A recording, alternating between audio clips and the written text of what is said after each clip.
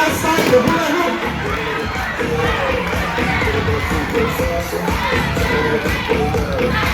Section G is now the second swimmer. Section C is also called with a balloon burst. Section A and B are just about the same. Remember, the hula hoop must not break. Otherwise, it will go back to the beginning.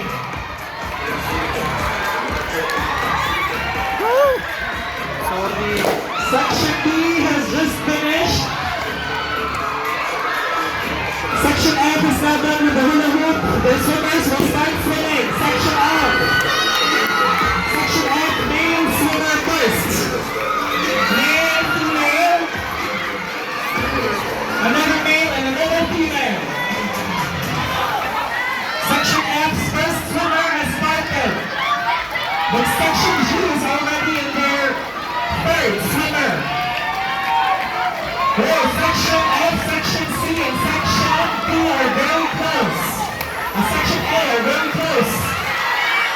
Section B has just finished the hula hoop, now they're off to the swimming. Section G is now on their last swimmer. Section G so far is leading, followed by Section F and Section C.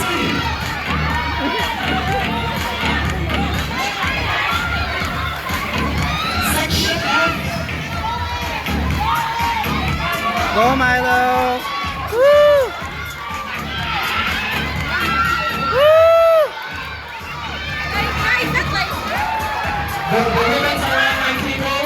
Rupa at my desk. I will be your handling for the ribbons. Eh, nagluya naman yung isa. Section F is now on their third swimmer. But Section G is closing in to the finish line. If you are done, Section G, please run to me and get your first. Excuse me.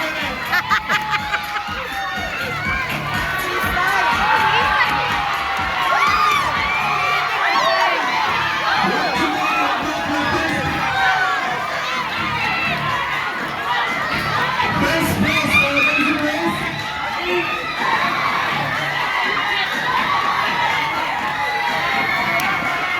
Other sections, you still have a chance for second place.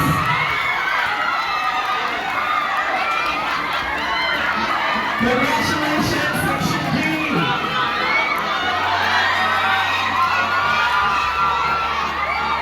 Go, Satoshi.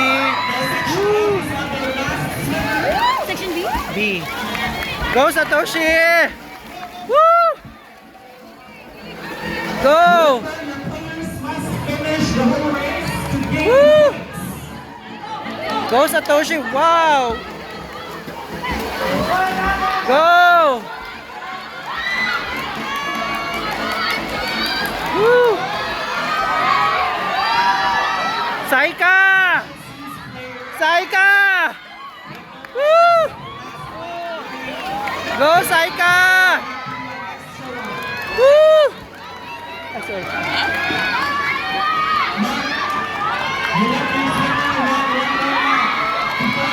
Woo!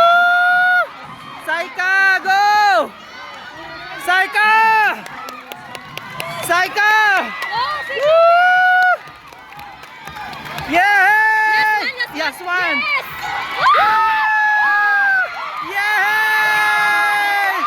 Woo!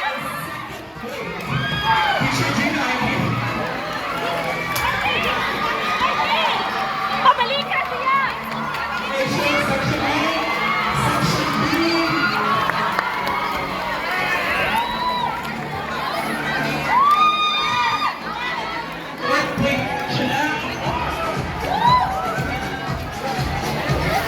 Exciting second. Thank you. Good job.